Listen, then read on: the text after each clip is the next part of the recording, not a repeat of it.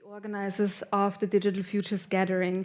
And before I hand over to Yolanda and today's panelists, I just wanted to give you a brief overview of why we're doing this event together with the Heinrich-Böll and the Friedrich-Naumann-Stiftung and what we've been discussing today. So the Digital Futures Gathering is an event where we are bringing together over 50 civil society organizations, researchers, activists from Europe, but also on an international level. They are from 22 countries, different countries, I counted a bit today, and we're coming together to discuss, to map, to plan for sustainable, just, and inclusive digital futures. And today we've talked about, for example, the future of organizing tech workers, specifically content moderation, work that is often very invisible and not well organized when it comes to labor rights. We've also been talking about climate justice and how climate justice is connected to digital rights, because oftentimes we're also thinking in silos, and it was really about breaking the silos, about connecting topics, about finding intersections between the work that we are doing. We've been speaking about digital identities, so our future selves online, what will they look like, envisioning, and for example, also politically advertising.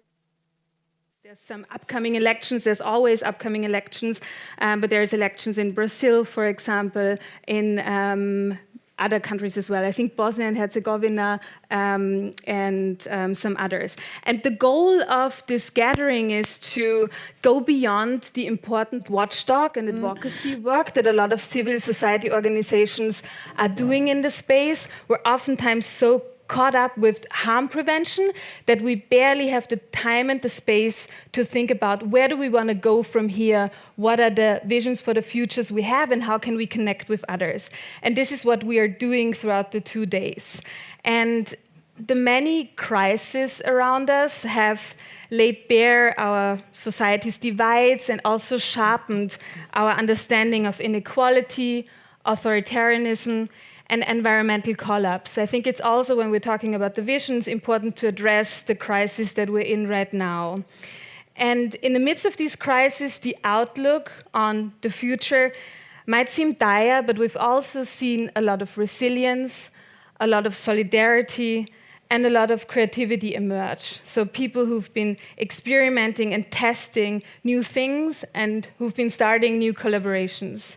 Or to put it into the words of Gloria Steinem, without leaps of imagination or dreaming, we lose the excitement for possibilities. Dreaming, after all, is a form of planning. And with that, I want to hand over to Yolanda and to the panelists and wish you a very nice evening. Thank you. Thank you.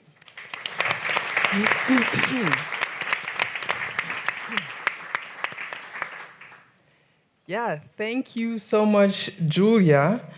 It is a great pleasure to be here today with all of you after the first full day of the Digital Futures Gathering. And I'd really like to give a warm welcome to everyone here in the room, to our experts here on the stage, and to all of you who are tuning in to the live stream. To this event dedicated to digital futures, scenarios for fair and inclusive digital futures. Before we get started, a few words. We warmly welcome you and encourage you to wear masks if you want to. And also to those who may not want to be filmed, there's a possibility to watch this via the live stream on the big steps outside. Just 2 points to, for those to be more inclusive. I would like to now kick it off with a round of questions to all of you here, with a show of hands if you can. So let's start. The first one is, who here in the room witnessed the world pre-internet? Okay, a few. Who grew up with a computer in their home? I'm seeing a lot of hands go up for this one. All right. Who here used the internet today? Okay. I feel like I'm seeing almost all hands go up. Who here used the internet in the last 5 minutes? Not as many, but a few. And last but not least, who here in the room does not have a digital device or does not own a digital device? I don't see a single hand go up. Impressive.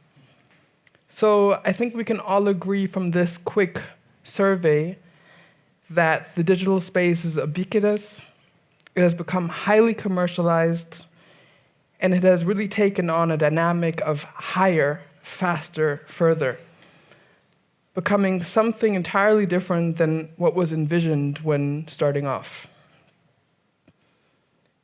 There's a transaction of data for a service that has really left us with a sense of deep discomfort with the use of our own data.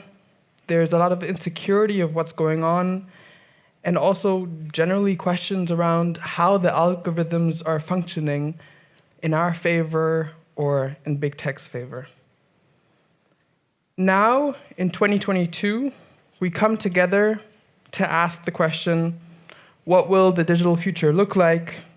Who is shaping it? And how can we ensure that this digital future is reflective of our values, moving us towards more sustainable, fair, and inclusive digital space? And this is what we're hoping to discuss here over the next hour and some minutes.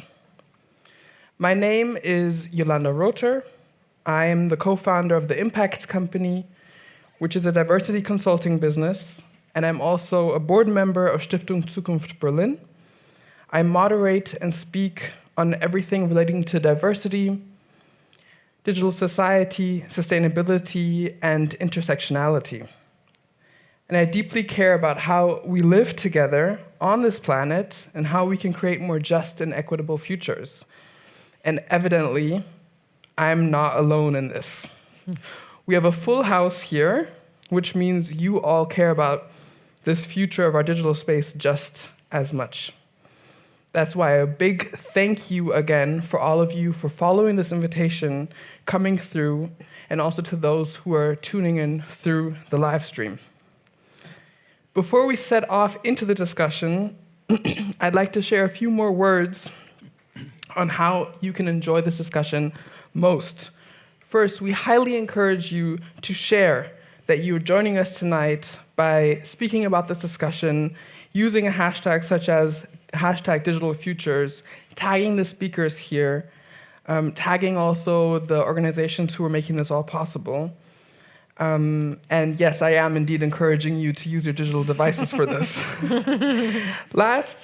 Next, I would also want you to understand that this event here is really a dialogue. We're having a very unique setup. It's a first for me. But there's an empty seat. And this empty seat means that we have a fishbowl format. And we want to have your thoughts, your opinions, your comments in this discussion. So we're going to go through a first couple of questions and hear the answers and responses. And then I'd like to invite anyone who wants to join. And we'll have a little switch later on as well. But feel free, don't be shy, and join us throughout this discussion to make this also worth for you and have your thoughts and questions voiced. And last but not least, definitely do enjoy yourself here, have fun. There will be a small reception at the end of this discussion, and we just want to invite you to enjoy this evening here together. Now, it's my pleasure to briefly introduce the experts on the panel, starting with you, Nanjala. Nanjala Nyabola is a writer and researcher based in Kenya. Your work focuses on the intersection between technology, media, and society.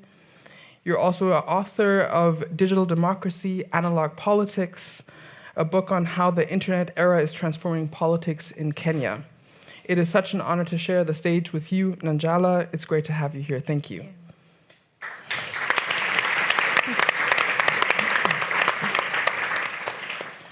Next, I'm really delighted to have Maren Jasper Winter with us today. You are a member of the board of directors of the Heinrich-Böll-Stiftung Foundation for Freedom. You're also a member of the state parliament in Berlin for the Free Democratic Party. and you act as a spokesperson for the liberal agenda on labor, integration, women, and professional development. It's really great that you're here with us tonight, Maren. Thank you. Thanks, Yolanda. Jan Philipp Albrecht serves as the co-president of the Berlin-based Heinrich-Böll Foundation, which is hosting us here tonight so generously since June 2022. Before that, you were Minister for Energy Transition, Agriculture, Environment, Nature, and Digitalisation of the state of Schleswig-Holstein. And we're absolutely thrilled that you're here as well with us. Thank you for taking the time today. Thank you. And to my left, I have Katarzyna Szymilewicz, who is the co-founder and head of the Panopticon Foundation, a Polish NGO defending human rights in surveillance society. You, Kasia, are an expert in human rights and technology, as well as a lawyer and activist. You were the vice president of the European Digital Rights and an Ashoka Fellow, and it's really fantastic to have you here with us tonight as well. Thank you.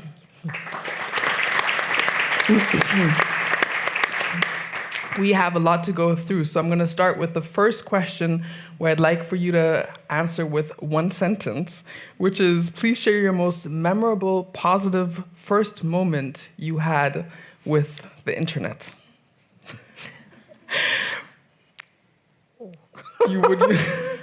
Would you like to start, Katarzyna? First, positive, memorable with internet. I think back then I didn't realize what internet is. Maybe I just saw, certain services. So I might recall certain services, but realizing internet for me was really, really late in my life. When I already co-founded Panopticon Foundation, we were reflecting on surveillance, and we started reflecting on surveillance related to, matters of the state. And then at some point I had that brainwave, wait, internet, it will be important. And maybe that was that moment of change. Thank you. What about you, Jan? Yeah, I also think that it is like a moment of realizing the importance of the internet, because, of course, it's interesting to remember how we dialed in via telephone first or tried to use Netscape browsers in libraries. But the real effect comes when you see the positive moment, and that was, for me, the moment where I programmed myself the website for a school newspaper and realized that people really interacted on it and connected via this webpage, and we even got a prize for it, and it developed, and you saw that development really is almost unlimited on this tool. Thank you for sharing that one. What about you, Maren? As I'm a little bit older than Jan, I have to admit my first fantastic moment with internet was when I first played Tetris. So this was great. But then later on at university, I would say it was the possibility to stay in contact with people or get in contact with people. When I went to France, for example, for studies, it was so easy to stay in contact with people who I met there. And this was a really, really good impression and good feeling to be able to do that. Nanjala. I think it would be similar. I think sort of after finishing high school and everybody kind of went to different corners of the world, going on I guess at the time it would be the second generation social networking platforms, and being able to stay in touch with people who were now on the other side of the world. Wow. Yeah, I think that was pretty cool. All right, and to stay with this positive and constructive outlook, we'd like to hear what digital future are you currently working towards? And perhaps we could stay with you, Nanjala, and to make it as tangible as possible, do give us an example. Well, my current obsession is language. And thinking about language as more than just words, but as creating contexts and creating lived realities. So I grew up speaking 3 languages, and I know, and I think anybody who's multilingual knows this, we are all slightly different depending on the language that we're speaking in. There's certain aspects of our personality that come out more strongly in certain languages than in other languages. And I've always been struck by the fact that, especially if you come from the global South, we are mostly experiencing the internet in translation. And there are aspects of our identities that just don't get represented because our languages are not well represented. But there's also a deeper justice issue. So I'm from Kenya. Officially, Kenya is bilingual. Most of us speak 3 languages. And most of the things that come out in relation to the internet are only produced in English. So even if the government passes legislation about tech, most of our tech legislation hasn't been translated into Kiswahili. And yet we have a significant proportion of the population that speaks Kiswahili as their index language, as their first language, or another language. So for the last year and a half, I've been working with some of the most amazing researchers and activists on creating a vocabulary for tech and digital rights specifically in Kiswahili. So we translated words that hadn't been translated before. And we are popularizing the vocabulary. We created flashcards that we've been distributing for free to high school students. We created a manual for teaching digital rights in Kiswahili. And we ran a short story competition in Kiswahili, so kind of as a personal passion, that was great to bring together literature and tech and all of these things. And the overarching idea is that the future of the internet should be multilingual.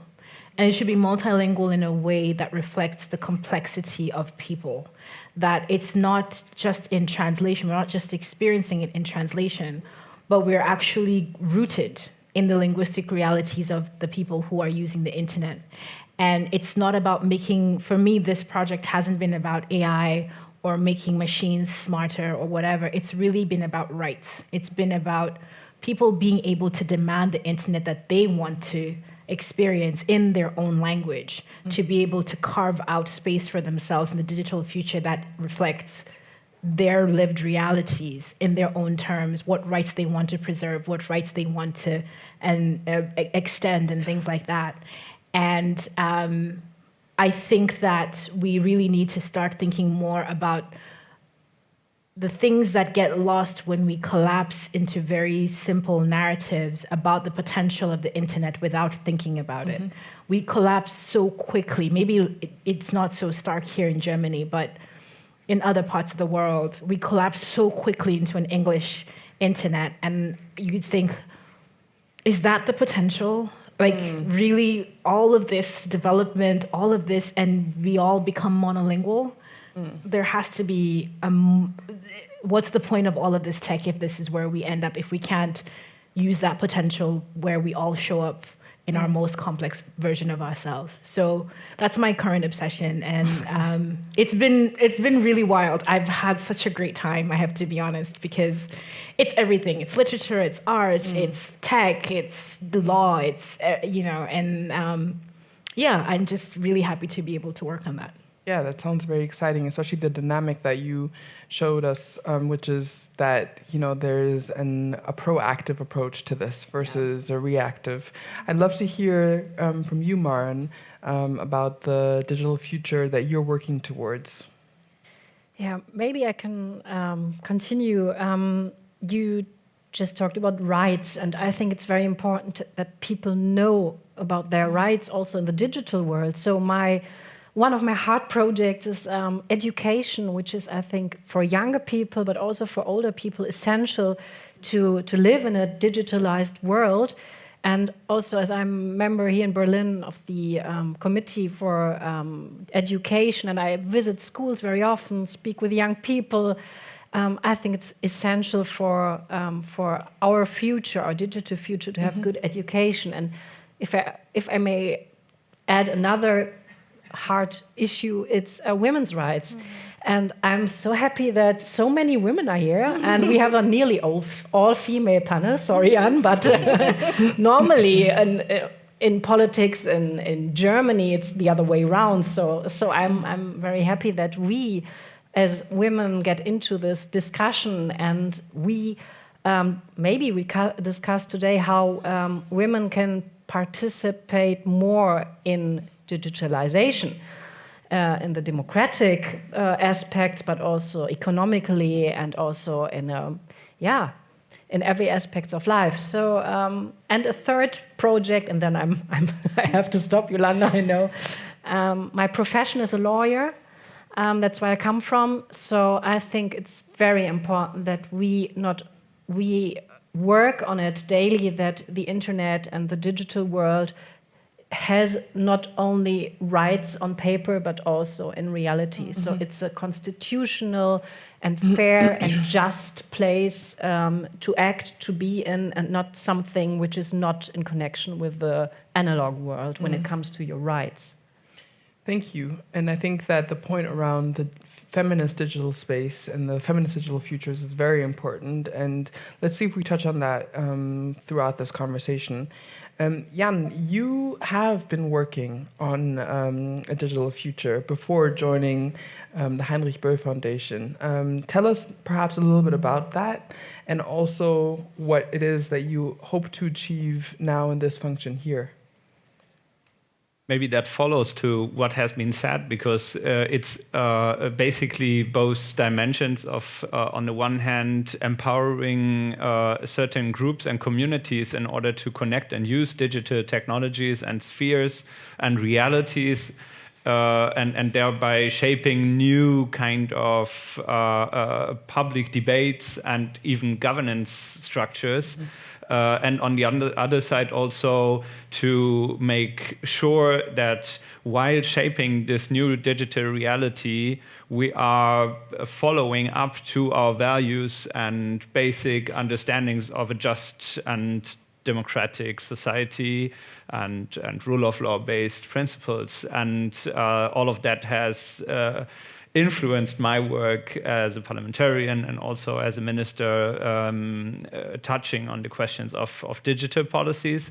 And today I'm very much convinced that we are maybe entering also a new phase where many of these questions already have been touched on and answered, but many new questions come up and have not been discussed in a sufficient way, which is why I'm very happy that we are having this conference timely in this moment also, because looking into the world, seeing that there are so many also global challenges and questions coming up, digitization and the work of shaping digitization in the past is somehow showing the way how to address other challenges like climate change, like social questions, global governance questions coming up, and all of that is now connecting with this digital debate we had in the past.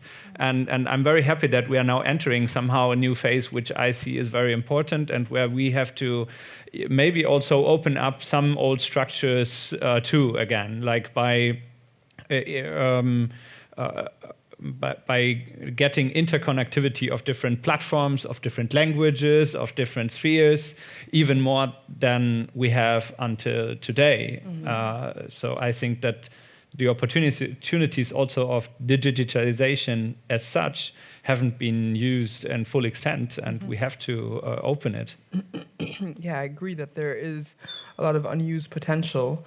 And I think we can take a look into what that unused potential is and how we can extend into that and really use that more. And at the same time, I'd love to hear from you, Kasia, what future you with your organization are working towards with the Panopticon.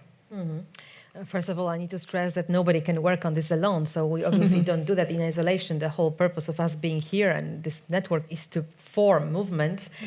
And I agree with Jan, we are clearly reaching new phase in that movement. As a lawyer, activist, long-time lobbyist in Brussels, I also learned that lesson that it's really not sufficient to have rights on paper, even the best rights like GDPR, or recently we co-created quite a good piece of legislation on online platforms. I refer to Digital Services Act, Digital Markets Act, and the moment we got it, we already know it's not enough, because we understand that the elephant in the room is the business model, is the kind of failed promise of the internet that was supposed to be, like you both ladies said, for us, it was supposed to be the connecting, the glue, the space. Jan, you programmed. Who can do that today, right? Today we live in an environment deeply commercialized that reduced us to eyeballs, to passive targets, to people being manipulated in a deep, deep way, and not even mentioning children who are completely lost in that and addicted and not even aware of what's going on with their brains. We have to break out from that cycle, but it's not easy. It's not a legal struggle. It's not education, obviously. We need to work on that, but educating people about that dire circumstance doesn't solve the problem. They are not, escaping from prison by understanding they sit in prison. So we really need a change in paradigm, which is so difficult because it comes back to capitalism, to exploitation, to all the huge societal questions we've been discussing today in this wonderful crowd. So my vision would be that we renegotiate rules of the game. We reclaim data, we reclaim services to become services and not manipulation machines, that we reclaim space for us as citizens and humans, not bloody users, and advertising targets. And how together? Well, many clever brains are discussing that. There are some ideas. I can go into details, but maybe not in this round. But these are all radical ideas. And in politics, radical ideas take a long time. So I guess it's not this policy cycle. We need to reform the movement, create more bridges between, ecological movement, workers' movement, digital rights movement. Maybe stop even using these terms, stop dividing, but work together towards real reformulation of that ecosystem because it's killing us and our democracy right now. Could you go into the New Deal for data that you did research on? A while ago, even before we started that struggle for the last legislation, myself and a couple of other people were reflecting what the New Deal on data really is. And one of the answers we published and spoke publicly on is unbundling the big platforms. So acknowledging the fact that people are there, people live there, people connect to these platforms. The answer is not just destroy them or divide them, because having many of the same doesn't solve any of the problems we have with the large ones. So we came with that idea of really unbundling the stack, going back to the old internet that only the geeks remember, where you can have social network like Facebook separated from the hosting of the data, which can be done by Facebook, okay, but also by somebody else. You can have separately advertising service if you want to opt in for that and use it, I don't know, to entertain yourself or to reduce the price for your internet service. Why not? You can also have separate the algorithm responsible for managing the content for you. And you can have separately the content moderation service. All this can technologically be easily separated. The power lies in controlling the whole stack. So none of these companies will agree to unbundling voluntarily, but we can demand that, we can reclaim that, and through that, create more space for innovation, for alternatives, for ethical solutions, and therefore reclaim also our data. A lot has been said about data stewardship, about data cooperatives. Many legal models have been conceptualized, created, even they turned into law at some point on how people can manage data. But who has the data? Who has the data? Obviously, we don't have it, right? And it's never, never about data we provide. It's always about the real goal, the real value is in the observed data. We never get to see it. We never experience that information, which is real power. How to reclaim it?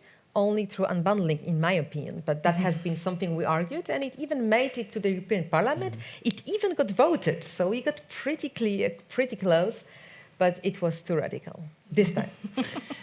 Now I'm wondering, Jan, as you're also nodding your head in approval, we don't have someone sitting here from big tech, but what is your take? What role can politics take in supporting this unbundling and bringing the data back to those and creating a new sense of data ownership to the users and the humans? Maybe it's important to take a step back and look historically at developments. And if you look at the development of our today's market environment and the relation between market and state and public opinion, you see that for a long time, the liberty of an open market and of private initiatives needed to be gained first from very state-owned marketplaces and regimes and whatever. But the digital sphere has been built up in the exact opposite order.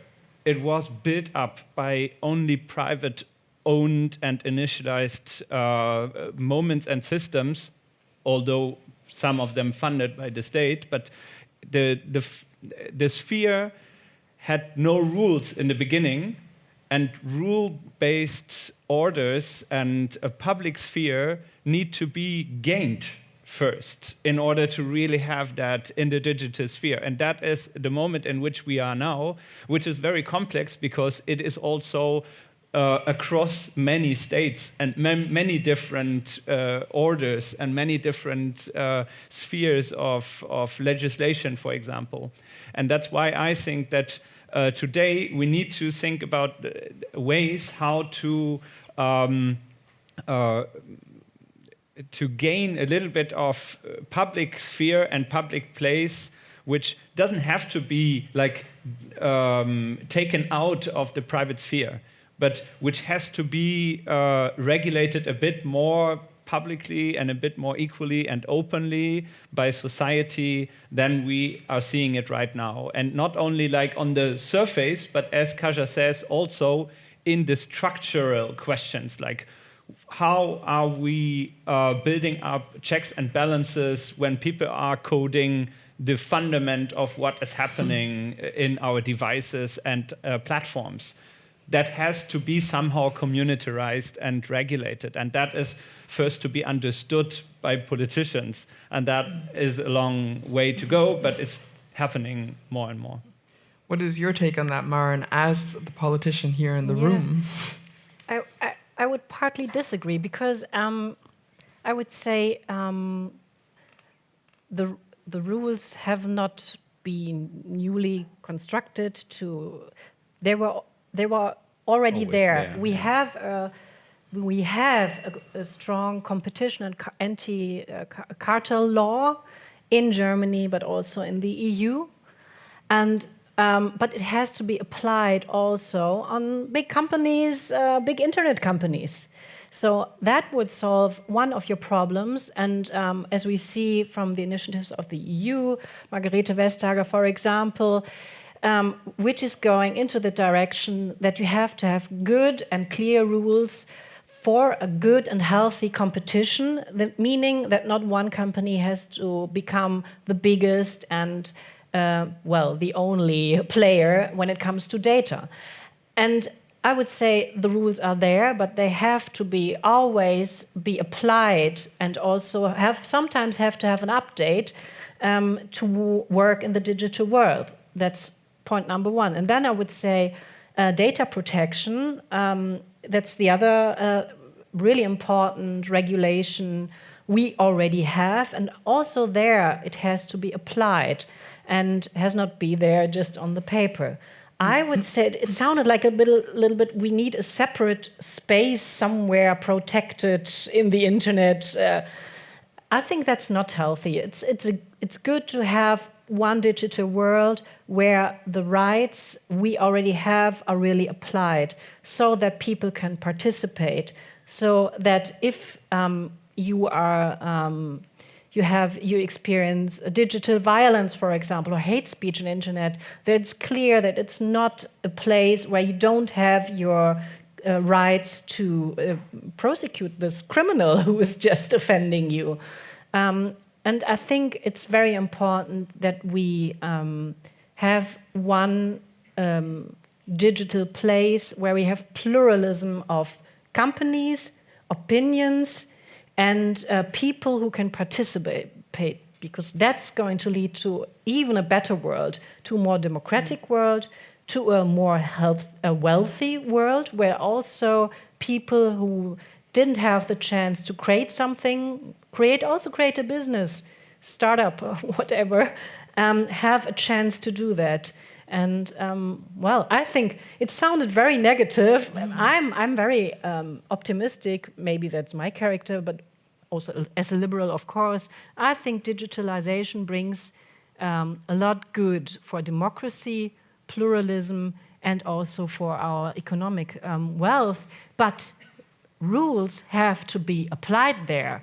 And we have to update our rules, and they have to become more international, because it's not only a regional thing, it's a worldwide thing. So there's also an element of accountability that you're addressing. Yes, and it's very, just one point, and it becomes very regional, because it's not only to have the rights to prosecute a person who's offending you in the internet. You have to have police, you have to have courts in your city, in your country, who understand that it's not done by just closing your Twitter account when someone is doing hate speech. So we have to have an understanding on the local level of the whole legal line for that. Otherwise, it doesn't work. Nanjala, what's your take on all of this? Do you think the internet needs more regulation of the sort that Marna's describing? Not only more regulation, but... I think the internet needs better regulation, and better doesn't always necessarily equate to more. I think what you have, sorry, it makes me sound quieter than I actually am, so I'm going to sort of watch it.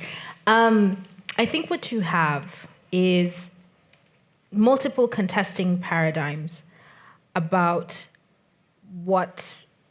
who the internet is for and what regulation of the internet is for. So, as I said, I'm coming in from a vantage point whereby my national government has been slow to develop. African countries and I would say Latin American countries and Asian countries are kind of like seen as a frontier economy, wild, wild west. People have kind of been doing whatever they want for a long time with the big tech companies, and now there's a realization that, this needs to be addressed. Even so many of the harms that are being addressed by regulation in Europe and North America and in Asia were perfected in these economies first. So we dealt with big misinformation issues first, and we said, hey, this is going to be a problem for the political process in a couple of years, and nobody really paid attention to it until it became a problem, especially in the United States. And we're talking about companies that had been active in India since 2011, in Kenya since 2013, in South Africa since 2015, and we raised the alarm for a long time, but the idea is always with the internet. And we've proven time and time again that this is a flawed idea, that it's going to come from the rich world first, and then the rest of the world's going to catch up. And if there's any space where that logic has been turned on its head, it's certainly in the digital space. To go back to the point, I think there are three contesting paradigms that are sort of shaping the regulatory space. The American regulatory paradigm is corporate interests over individual interests. And that is a reflection of the way in which business has an outside influence on policymaking in the United States. The European paradigm is slightly different because individuals, people have a lot more power to influence how policy is made in Europe than they do in the United States. And then you have the Chinese model, which is state top-down, whatever the government decides.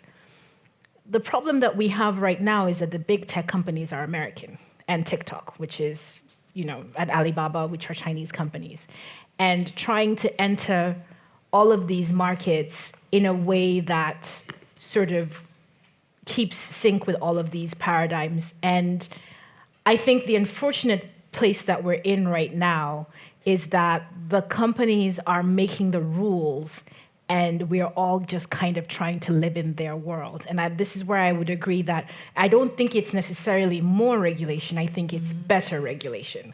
I think it's regulation that's made by people who understand what algorithms are and how they work and how they behave and how they can be controlled.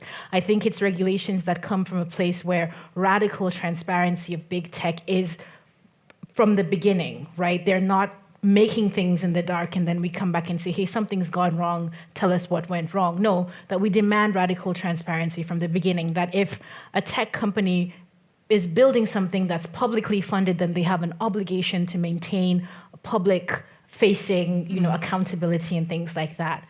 And I think that comes from a place whereby there is more international solidarity, that there is more cooperation and collaboration beyond, because the paradigms are contesting because everybody is focusing on their regulatory sphere and not kind of looking over the border and saying, hey, what did these guys do in the United States last year? What did these guys do in South Africa 5 years ago? What did these guys do in China, you know? And so, you know, when they show up in you know, Germany and all sweetness and light, no, we're good, trust us, we're very, very good. And like, well, you know, if you look over the fence, you'll see that that paradigm didn't work over there, and it actually led to a lot of problems. So better regulation begins, for me, I think, with radical transparency. It begins with transnational cooperation. It begins with laws that are, I like to say, generational, multilateral, and transnational. That it is not just thinking about tech for today, but what does this look like 20 years from now, 50 years from now? Because, you know, you started off by asking us how we experience the internet. Well, we are on, just take social networking. We are on social media 4.0. Facebook is 15, 16, whatever years old. There is no guarantee that the platforms that we're using today are going to exist 10 years from now. But the idea of social networking is going to survive. The idea that people want to reach out to each other and send each other, that's going to survive.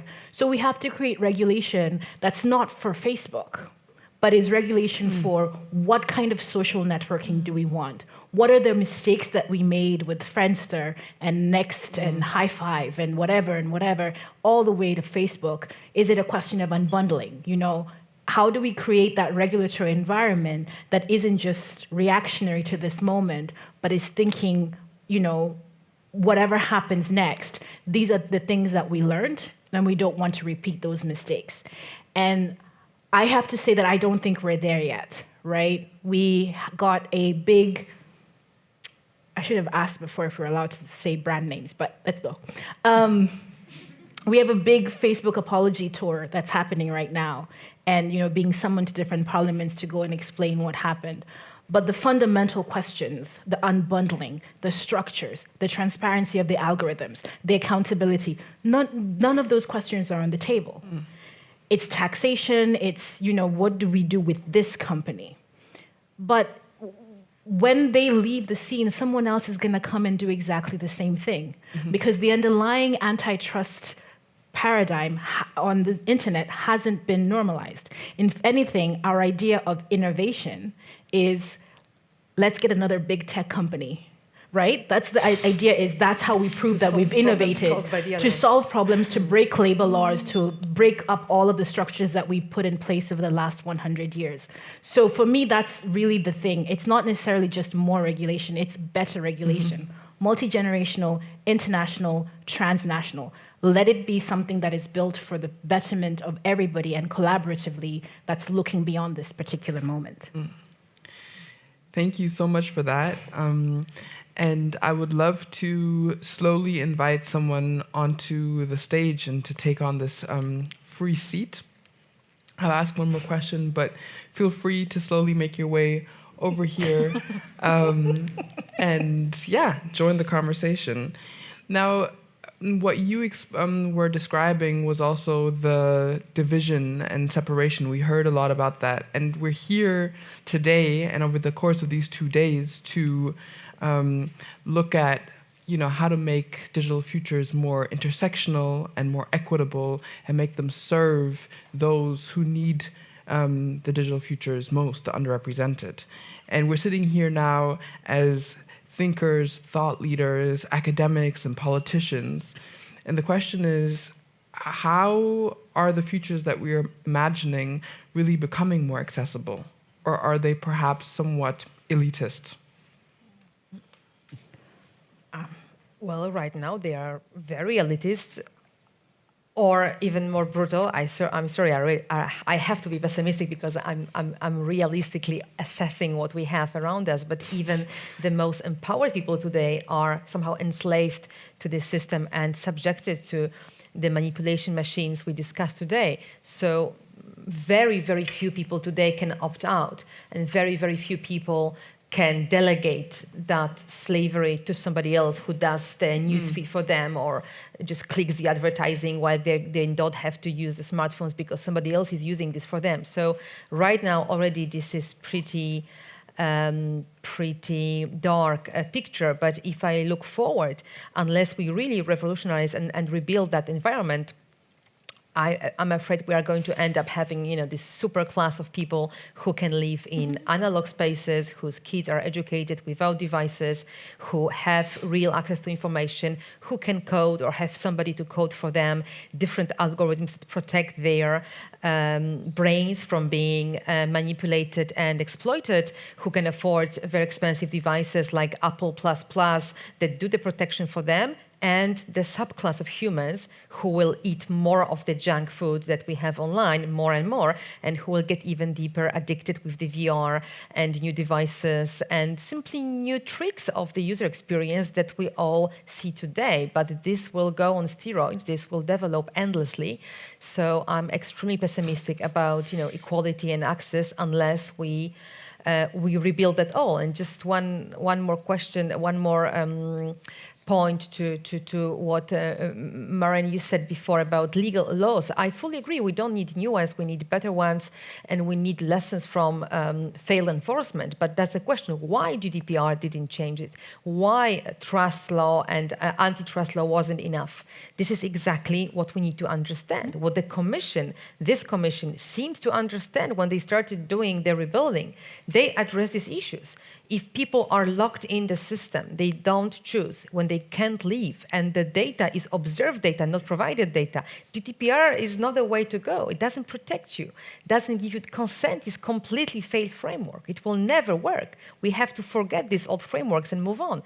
Maybe not with legislation, maybe with practices, alternative services, market innovation. But hey, why market didn't innovate so far? Why market services, market-driven services didn't get us out of that poverty online? Nothing like that happened. Why? Competition is there, right? But it doesn't deliver. So we really need to understand why we are in this trap, and it's not going to become easier even for the elite unless we reflect on the reasons why we got there. But there's a class of people that's sort of in the analysis that I would add. So we are living in a world where there's an elite insider sort of seeing the best of the regulatory space and the best of, and having voice. And this is one of the reasons why I've been working on language so much, because it is about voice. It's about being able to demand accountability. It's about being able to ask for the internet that you want, being able to ask for the digital future that you want. And I believe that language is part of that. But the underclass of people is the people who don't get to choose how they connect to the internet, which is right now the majority of people on the internet. One example that I would give is how misinformation travels in countries like India, right? And how WhatsApp, the same platform that we are using at different countries in different contexts, specifically when people you receive the smartphone, it's bundled in the smartphone. You didn't have a choice. In most of the world, you don't get to choose. Some apps just come onto your phone, and WhatsApp is one of them. There is no prior sort of teeing up of knowledge, of awareness, of whatever. And it just, suddenly you've gone from, I'm going to pay 10 cents per text message to, oh my gosh, I can send as many text messages as I want. One of the challenges that misinformation has in contexts like this is that, and I always wonder, are human beings designed to communicate this much? Are we actually supposed to be communicating this much? Maybe some things are supposed to be private. Maybe some things are just supposed to live in your head, and people are not supposed to know, what you're thinking at every moment. And so, but one of the challenges with misinformation is that you have all of these markets in the world, all of these communities in the world where the speed of receiving and disseminating information and the sophistication with which information is being packaged is completely outpacing the public consciousness of how information is bundled and packaged. And so the regulatory people who are coming down and saying, well, this is how we're going to regulate these apps, are not even seeing how the vast majority of people are experiencing Facebook, are experiencing WhatsApp, are experiencing Telegram, are experiencing all of these things. And when you're talking about labor, misinformation becomes a problem in conflict contexts around the world right now, like exacerbating conflicts right now. Someone puts up a message in Ethiopia on Friday, and by Saturday, 168 people are dead because of a Facebook post that someone put up, because it was put up in a language that the content moderation doesn't speak. It was put up in a country that the company sees as a market and not a place where people live. It's labor of, it's community moderated, which means that the labor of making sure that the site is safe is being expected to be done for free by the people who are experiencing that site. And that's a whole class of people that is the majority of internet users today. If you look at it in purely numerical terms, that is the majority of internet people today, and it's not in the discourse of regulation. The discourse of regulation is, oh, we'll just do education and people will be able to moderate themselves. You know, we'll just do some digital rights training and people will be able to moderate themselves. And that's, I just don't think it goes far enough. Maren, and then I'll give. You say, people say just a little bit education, then it's okay. You cannot give an answer to every piece of disinformation via regulation. It's not possible, because we all want to have also a digital world of freedom of opinion, freedom of press, so we don't want censorship. So it's clear that we want to have a communication where you can have your own opinion in the internet. So what is the answer to this? It's not only regulation, antitrust regulation, okay, and enforcement, okay. But I think that education has to be the key, because politics and regulation cannot answer everything. And education, young people who can evaluate sources, good sources, bad sources, do proper research, that's, I think, the key. And also, it's also the key for women to participate more in the digital world. Just to give an example, who's coding and who is doing the algorithms? It's mostly male, white persons. And which is why? Because in Germany, but also in most countries, girls do not, or young women participate in in this coding and in this kind of work as men, and that's because they do not have the same education in science and math techniques, in this STEM education, and that's a real problem. I think that's the key for having a fair world between men and women, that women also participate in this samely as men. So I think you cannot regulate everything. You have to give more education and also focus on STEM education for women especially. Sorry, I just wanted to push. I don't, like I said, for me, I don't think the answer is more regulation. I think the answer is better regulation. But I do think that there's a distinction between people. Education presumes other types of education. It presumes time. It presumes space for people to internalize. It presumes a lot of things. Even I would say most people in this room do not have. And this is always the challenge with the way in which we shift the responsibility, some of the responsibility and accountability for making the internet an inclusive space onto the user. And it's masqueraded as empowerment, but what it actually does is absolving some of the people who are building the platforms from their responsibility. The thing is, if you did a balance sheet, everything has costs, everything has, benefits. Like there's always, it's a balance sheet. One of the biggest problems that we have with the internet is that the costs, the way that they are framed, is in terms of externalities, and there's no money value attached to it. So we don't talk about the environmental cost of the internet, we don't talk about the psychological cost of the internet, we don't talk about the social, we don't talk about the political cost, because the externalities, the way that they are accounted for is that it's it's kind of weird, abstract thing. It's not something that we put money figure to. But the profits, oh my gosh, let's put some numbers on that. You're going to make so much money off of this, even though, for example, Uber has never turned a profit in its entire history. Twitter never turned a profit in its entire history, right? But their share price doesn't reflect that. The share price of Uber doesn't reflect that. Their A series, B series doesn't reflect that. So what I would say is the point of the moving away from, we don't want to absolve them from having to account for those social costs. And that's why I come to, I'm not saying that we have to regulate how people tweet or send messages or WhatsApp, but it's not just about education. There's something deeper there that needs to be accounted for. And I think that flips back to the people who build the platforms. Sorry. I would love to welcome our audience guest. Please do introduce yourself briefly and ask your question, pose your comment. The stage is yours. Hi, everyone, and thank you. My name is Rashid Oyeli, and I am a researcher at the Weizenbaum Institute until September 15th, working on my doctoral research. And the topics that you all are bringing up this evening are getting me like jumping out of my skin. I'm so excited. I want to say something about everything that you've said tonight, but I'm not going to be able to do it just because my brain won't work that way. But what I want to say at this moment is, well, first, the introduction.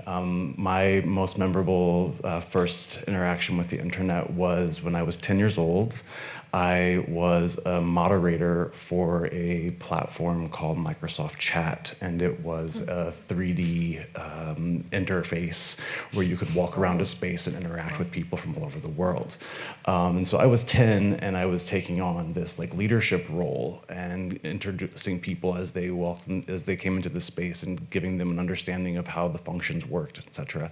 So that was my like first big memorable internet moment, and I felt really empowered in that at that point.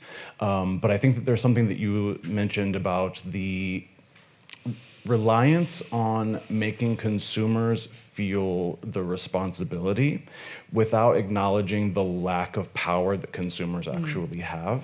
So it's a scheme. It's a scam. Like, so what I want to say is that you're both right, and the question here is like, how do we talk about education? What is education? The model that we think of when you hear the word education is probably the industrialized model where you're meant to sit into a chair and we're all looking in the same direction, listening to one person didactically speak at us. And there's a scholar, her name is Grace Lee Boggs in the US, and she speaks in her book, The Next American Revolution, about education in a way that got me really excited. She talks about it, and essentially the definition that she gives for education is the definition for design.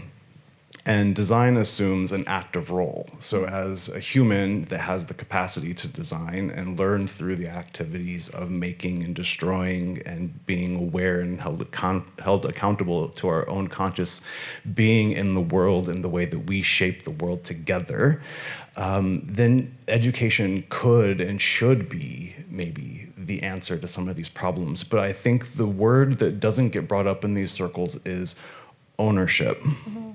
And ownership, I think it was you that mentioned that business already has a tainted, toxic power structure that leaves people without the capacity to determine themselves, their identity, the work that they're going to do, et cetera, et cetera.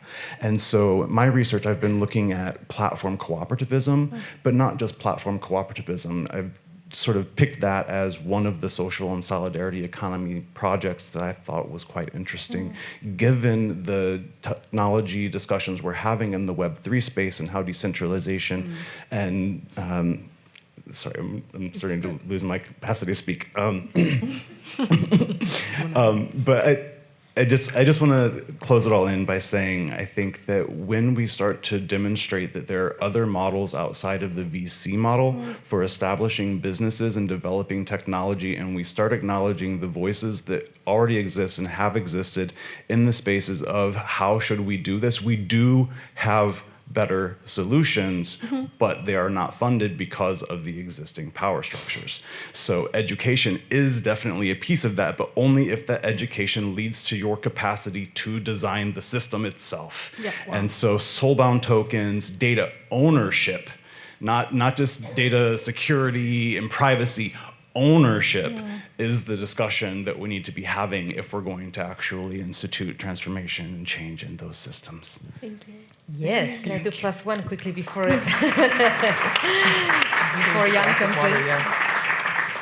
Just one example of what I think we are both thinking when we say, I'm also not against education. I think I mentioned that at the beginning. Why not? Why not? But it cannot be the answer when people are in prison. So what I meant by this, imagine you have great design, pop-up, movie on YouTube, webinar, whatever you like, interactive, crazy stuff, educating you on something. And that thing goes deep, deep, deep down the newsfeed because of how algorithms work. Because obviously the very sensationalist content or hate speech or disinfo will always go up in the current model.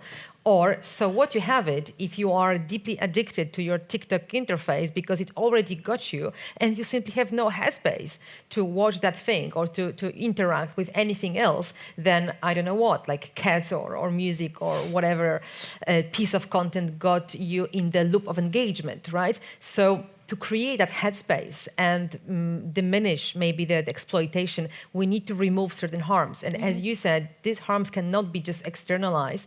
We need to acknowledge that big tech is our new big oil, and they have to be kept accountable for the harms they cause, which is like algorithmic manipulation or mental health issues or exploitation of resources. They do that, and we have to keep them accountable first to create space for this kind of nice, cool solutions that, for example, educate people. You like to say something? Yeah. Yeah, if I could, I just wanted to quickly say, I think that there's another opportunity there to look at intergenerational design approaches of systems. So one of the spaces that is like vastly overlooked is the design of ins and the design of exits from systems, platforms, services, products as we see in the circular economy discussion. But I think that as people start to see their elders and their family members exiting certain services that they have their entire lives been part of, the process of being engaged in an intergenerational service end and honoring that person's life that will no longer be extending their data, there's a lot of rich opportunities for us to establish new rituals that have not existed in the past, but are desperately needed for us to have the cultural transformation that I think many of us really want. Thank you. Thank you. We're slowly, unfortunately, coming to the end of our discussion. I think we have about 5 more minutes left. If there's anyone from the audience who wants to ask a question or join us, feel free. And otherwise, I would start with actually a closing round, which is, we came in here today to talk about digital futures and specifically wanted to leave here today with some measures that everyone can, take and implement ideally. And so the question is, what are strategies we as citizens, we as users, have to take on this active role in shaping a more just and equitable digital future? And I'm looking into anything. Yeah. Maybe I'm starting off. So I think that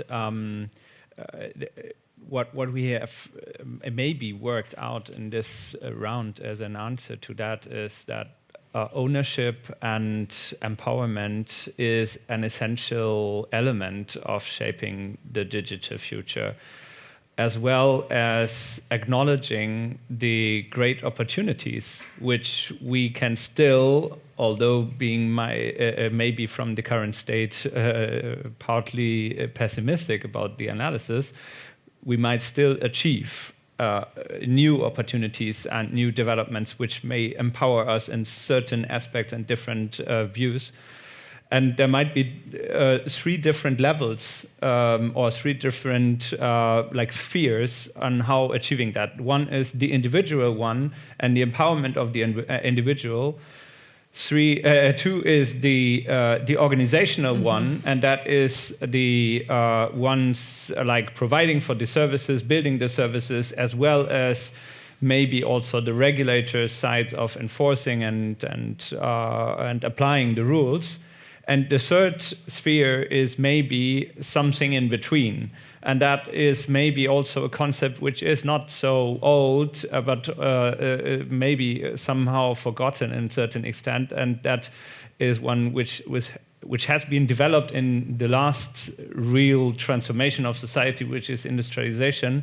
And that is maybe the concept of unions and the concept of empowered communities.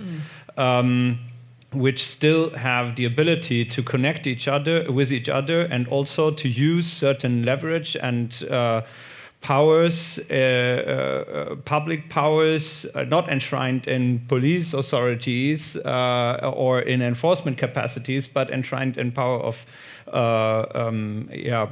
communities and of users, of people on the street and civil society, and that is an important source of changing the way how we form and shape digital realities in the future. And I think that it's important to think about that, especially also because we see the limits of both the individual and the state actors in the current state of a very locked-in situation of the individual and a very incapable situation of certain states, like begging vis-a-vis some companies if they can have police person doing investigations or not. So we have certain limits in this elements. So we need a certain sphere of using new capacities, and that might be something which we have to elaborate on.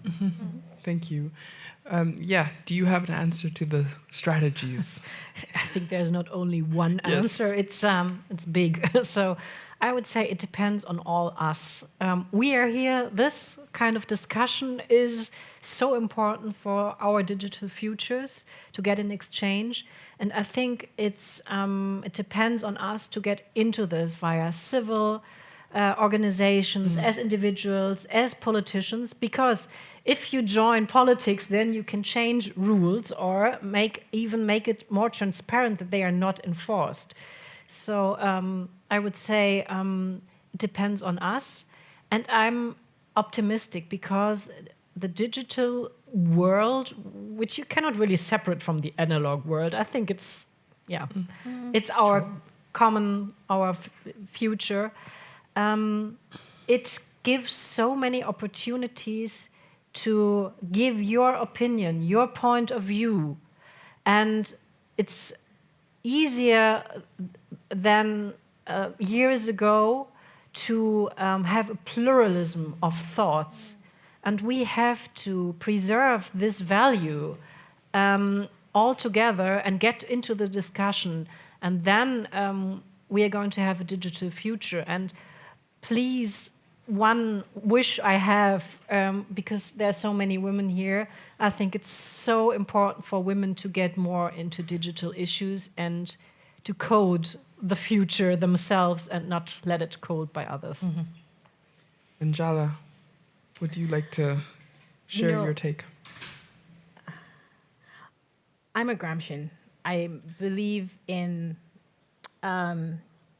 pessimism of the intellect and optimism of the will. I think that people who are not optimistic don't fight. People who are pessimistic don't fight. People who are optimistic fight. So in pointing out the challenges, in pointing out the work that needs to be done, in pointing out the failures, I think that is also optimism. I think that is a belief that things can be different. And that is a belief that there is work that can be done to make things different. I think accepting that things are inevitable is nihilism. That's giving up. So for me, that's where I come from with all of these sort of pointing out. It's really coming from a fundamental belief that there is something good here that is worth salvaging, that we have to fight for, because if we don't fight for it and we're not vigilant, and this is where I agree, if we don't all fight for it and we're not all vigilant about it, we're going to end up in a place that we don't want to be in. And I think for me, what I would want to work towards is a place where everybody is able to articulate their view to put in on the internet future that we want. This is reflected in the way in which, for example, like I said, with the language project, it's not just sort of me sitting in my house doing things, it's bringing people along for the conversation. And the whole idea of doing all of this work is so that Kiswahili-speaking language communities can also be part of shaping the internet. So we're not just being slotted into an American version or Chinese version or a European version of the internet, but there's a version of the internet, there's a corner of the internet that reflects who we are as Kiswahili-speaking language communities. And so I believe in making space for everybody, and making space for everybody, I think, begins just in practical terms. We are the people in this room. If you go through a door, you have to keep the door open so that someone else can go through the door behind you. And more of us in the room, more of us contributing to the conversation is my ideal vision for the internet. Thank you.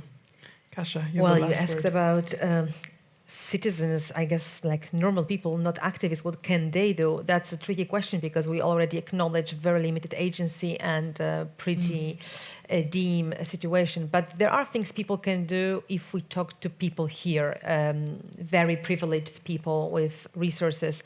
For this audience, I would say invest, be active, put your money where your beliefs are. So choose an organization you support, choose political party that has the most radical views in that space, vote, actively vote, support these politicians that can help improve the field, keep them accountable if they fail you, but be vocal, take stance. When you go on social networking sites, take active care for your digital well-being, because you guys can do that. People in the global south, they might not have these choices, but you do. You can opt for maybe more expensive devices, alternative services. They are still only alternatives. They are not replacing the toxic, evil algorithms because we haven't won that fight yet, but they start emerging. There are alternatives that you can opt for to show your support for the market. So be the avant-garde and be the people choosing, healthy food in the digital space. So maybe the movement will grow,